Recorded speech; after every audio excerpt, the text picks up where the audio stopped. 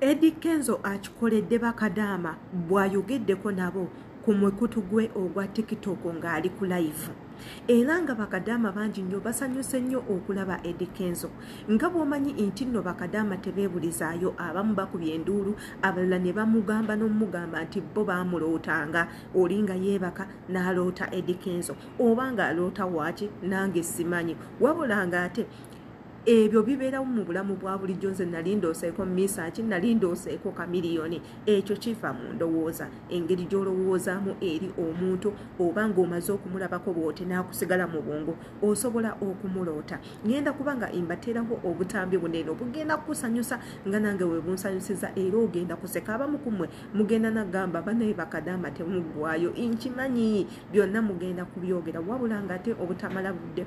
We yeetaaza okunkubirako kwendi ku Instagram nkosa Sheila Adita page, nsangayo ku TikTok Sheila Adita page, nsangayo ku Facebook Sheila Adita page, ne wano wenyini ku YouTube yange nkosa Sheila Adita page. Subscribe nga kwata ku notification bell oleme kusubwa video yonna. Twetaaga abantu tubeere wano nga tuli bangi, tukole community yaffe. Tomanya one day omuntu asobola okubeera mu kizibu ne twekuŋŋaanya wano ffenna ne tusobola okulwanira mukwano gwaffe ne tubeera nga tumujja mu kizibu. Ate era yonna gye muli gye muwangalira okulaba obutambi buneeno, mbeebaza nnyo byansuso era nga imbagala nnyo okukamala nti mwebale kwerekereza ne muleka obudde bwammwe bye mukola data wammwe ne mujja mubeere nga mulaba obutambi nga buneeno. Yonna gye muwangalira imbabuzaako abali mu Saudi Arabia, abali e Jordan, abali e Qatar, abali e Dubai, e Uganda mu ggwanga lyenva, imbatumiddeko Nigeria, Kenya. Imbagala nnyo mwebale kubanga mutwekumirako, wabula ng'ate era imbasaba bw'oba video ekunyumidde giwe ekigalo, ngamba like, ate era teweerabira commentinga tumanye endowooza yo ku butambi nga buneeno bwe tubateerayo abaagalwa. Katugendeko mu butambi bwa Eddy Kenzo nga beeraga omukwano n'abaana abakola e Bulaaya, ate era tubeere nga tukomawo. Bannange sikiriza nakukiriza bannange papa banaye nkwagala nnyo, tuli bulungi.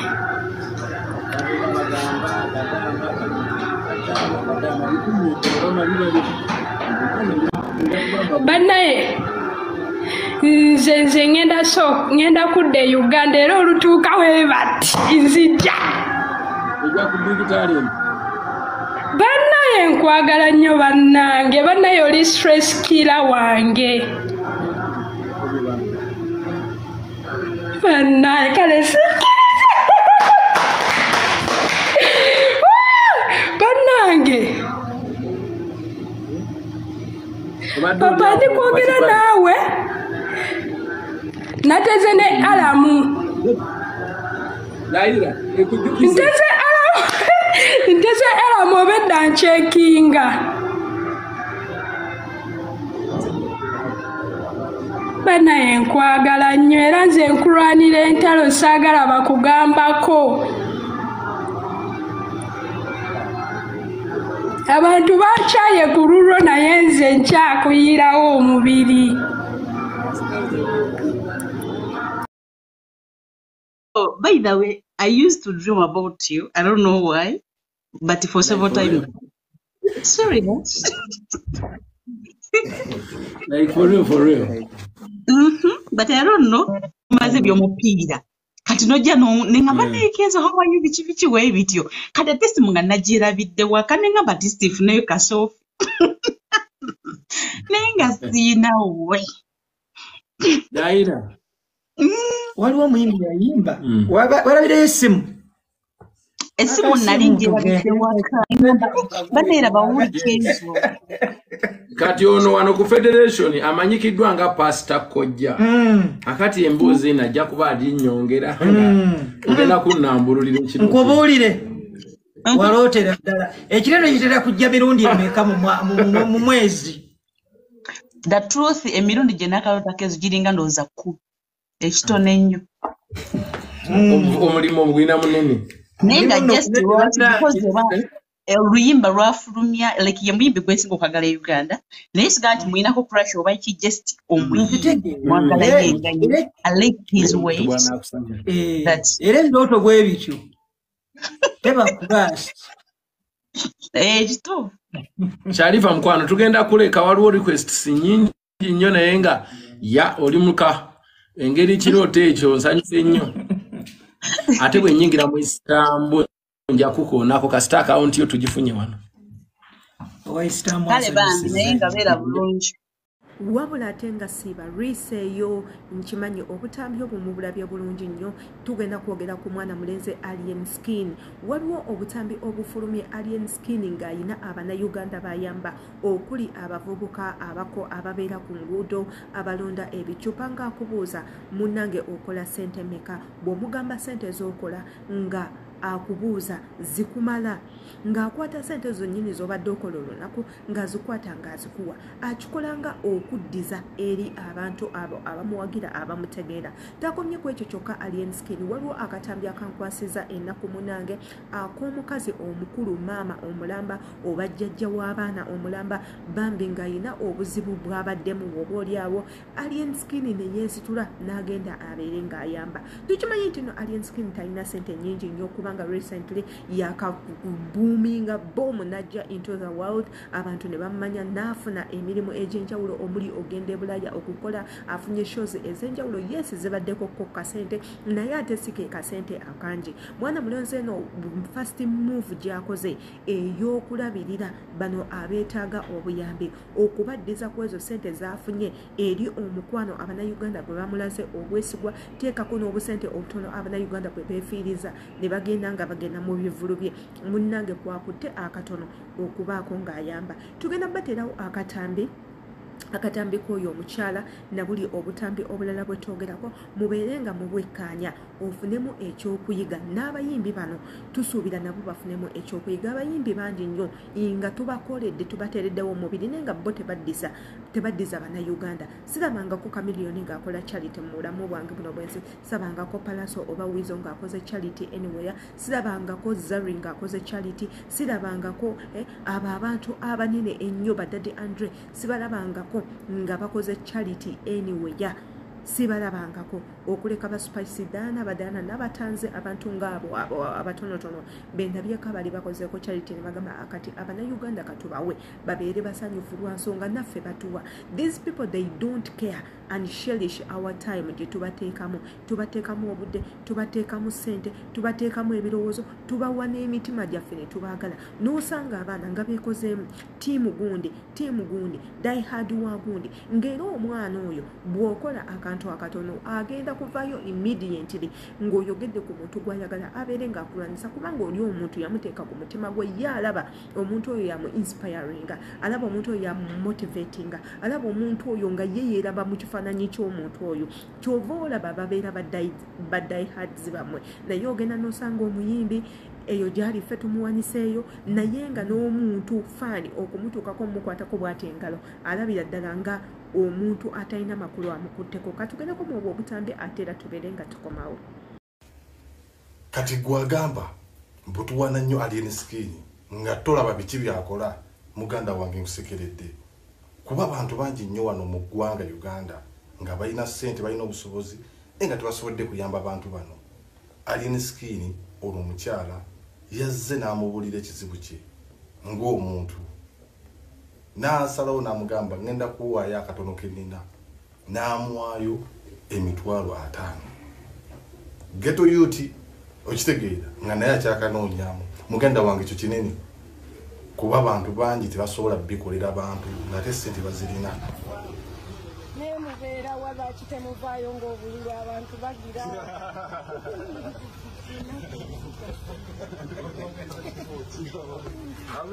nesimba okubwakibwa n'abakyala njagala bwa mmeeya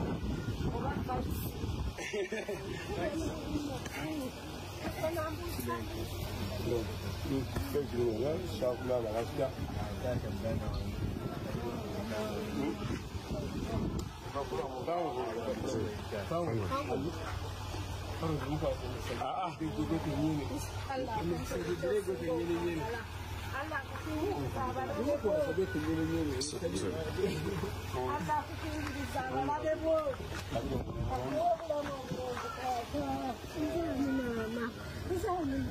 Ampita dikusoka Perezi na yeye linya lyenyimba bampita mu district wa bad flow. Bad flow. Leo lonje. Abera. Nze. Mbera wali ku kalineri rute tukola tusigala anje kubuna kane uboma bapuko kwani. Ngagonda abo tusigala anje. Katufuna mmekolo nako. Ronaku bampa mtwalo. Bileto wakoze. Kati okolo nokupanga kuwe. Niyangiza. Oli fiti. Ni fiti. Wangu mbele. Ngera. Niyangiza. Noli mono ne muito wa scrap moyo. Atari mwini katika. Ile dago mpaka.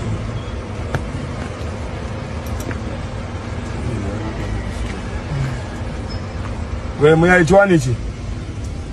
Anasina twani ngamba mwana. Wagurumi. Nguri mu daddy. Bangamba ya dokanga wonda bawe. Alali. Kali utaga munga mmeka. Nechibachiwa ya daddy. Kali imali chizili zili monde. Chupa Kilo chupa yanga mmeka. ya bisatu mwana bibiri. Ewira. Ate ng'otambula kuva eri mwana paka byonna kalwere. Bayise busegeyo kawempe. Kuvuna kilo mmeka. Ofuna kilo 10 boy. Oba otogire oba otambudde paka. Kilo 10 kilo gambia mmeka. Ya bisatu. Kali kilo 10 va musete mmeka. Oba ziba musatu bitano. Ngojunganza nga banga. Ng'olikunganyiza lunaku lumu.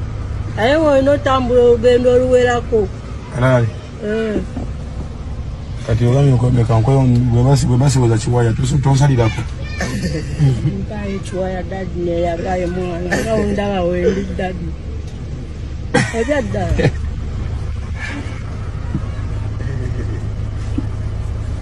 Dadi neyanziza. Iti. Kama akugizeewo dadi. Alali. Angala. Alali. Bisima byokka dadi. Kati gwobeerawo. Dembeera site Kampala mbeera mu Kisenyi. Lusenyi. Kyadiza wano nga kutamino. Gye wayiteeyo. Madogo bange wabiri.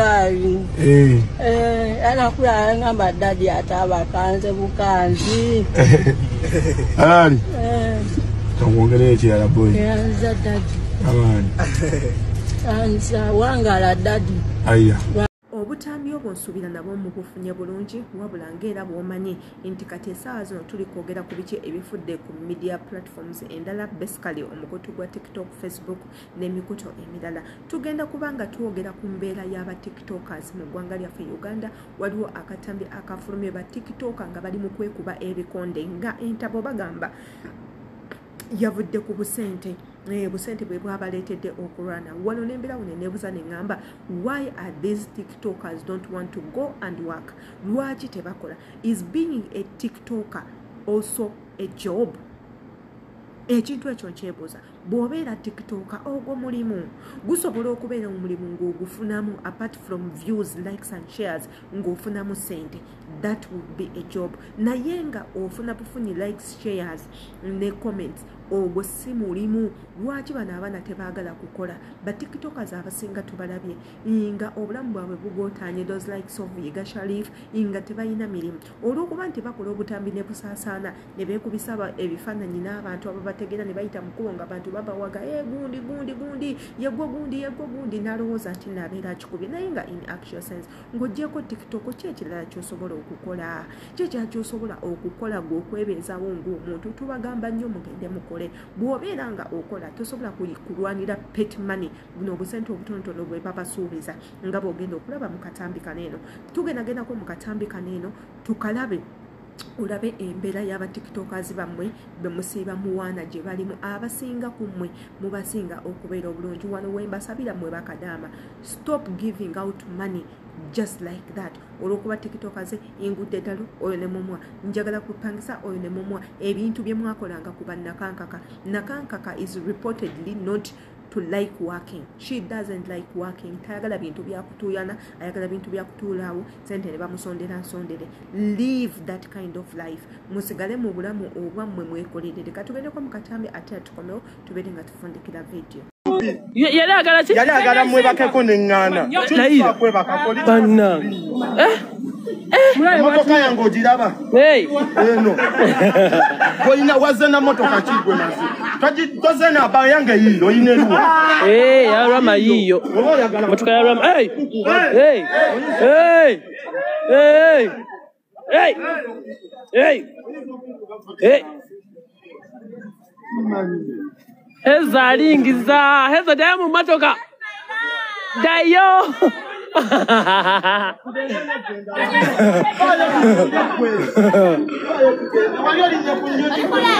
Yeah. Kulika abantu wanike.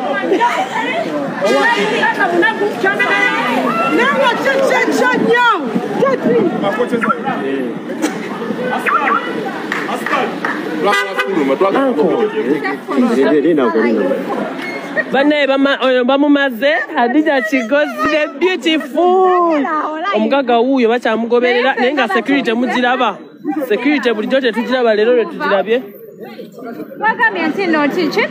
nenga jamu mumulaba wabweru Franka gwakoze amanyi mugalaba kimi abadde kyatugamba bada nbagambe kimu kirama ina akasolo kalinga katika amanyi okutuukako nabangaza sokola amanyi musajja mukulu myaka ana alina akasolo kalinga ka fresh kid lwaki tomukubye lwaki tomukubye badde akikuba ne mukijjawo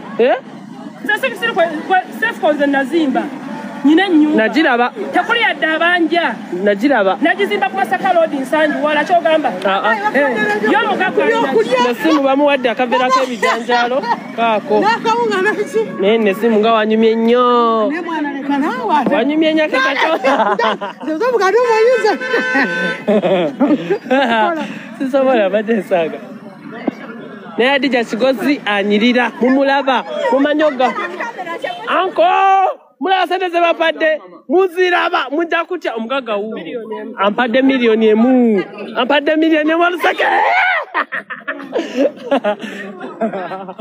mwe hezo kazitwalire hezo laba oluseke laba oluseke ku mmotoka bebi kwata sente zaffe bebi ndozita Timka hu? Baby ziteke wala. Baby manyiza kwata sente zo. Bagambe. Baby tebakube empine bazikujjako. Hey.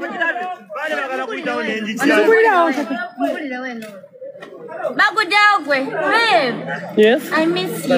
You miss me? Yes. How do you feel to have a very rich boy? My baby is rich. Oh my God, guys, let me show you our money. Banango lusekera balaba zizo zigenda. Owulira otya owakabi? Tuli fiti. Eri fiti. Naye ng'ekiri wano mukiraba oba nedda. Mbale ngenda kwa unyonyo gwano nga tukozesa sasa. Okitegeera? Lege bigana na kunyuma. Dali tebisobola na kunyuma. Kuba tulina obbalaga. Soko obuze ku bantu. Mbabuzizzaako. Owulira otya? Pako sente. Ziri omukazi. Pako sente mukyala. Bakuwadde miliyoni 2 gogo baddako sayininga. Soka abantu balage ku motoka yaffe. Nedda nze sikola ebyo. Siringa bano abawala b'amaalo. Ba boyfriend akwadde ekintu. Oh my God! Surprise! Ne bakola ne surprise. Byeyogerera byokka. Bagamba mbu abakazi abeeru bekaboka be bawe emmotoka. Owulira otya mulinga Frank akwadde miliyoni 5. Siwalira muli tannazipa.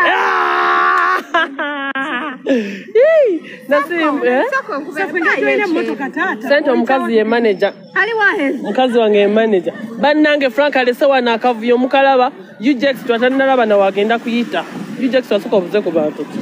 leba bane abantu mwenna tubajjukiza tulina ekivulu kye baja tuli bulala concert enaku z'omwezi 2 zezo nno updates z'olunaku olwaleero kansuubire nti nno munyumiddwa bulungi nnyo mmwe abaagalwa naddala mmwe abasubscribinga ku youtube channel yange eno vidiyo ezo nzibaterayo nga twagala tufunemu ekyokuyiga wooba oliawo era ne tukusaba bw'oba omaze okulaba vidiyo ng'ezo tukusaba ozilikinge ate era okomentinge kituuzaamu amaanyi ngaffe abantu abakola content abakera ku makya ne tubanoonyeza biki bye tulina okubawa kyovula tubagamba komenti nga tumanye endowooza yo osobola okutuwabula in one way or the other oba n'oyogera kwezo ensonga ffe ze twerabidde okuba nga twogerako vidiyo girayikinge zisobole okutambula ne makwano baffe abali eyo babeere nga baziraba obula we kubanga gwa mulundi gwo okusoose okuyita ku channel yange eno nkusaba tovaawo nga tosubscribinga okwate ne ku notification bell so that video zonna zonna endala zetuteekayo